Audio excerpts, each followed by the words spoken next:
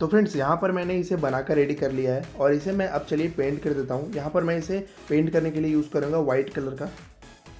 देख सकते हैं मैंने यहाँ पर वाइट कलर से पेंट कर दिया है अंदर और बाहर दोनों तरफ से। देखने में काफ़ी अच्छा लग रहा है। तो चलिए अब इसकी मैं टेस्टिंग करके आपको दिखाता हूँ कि कैसा ग्लो कर रहा है।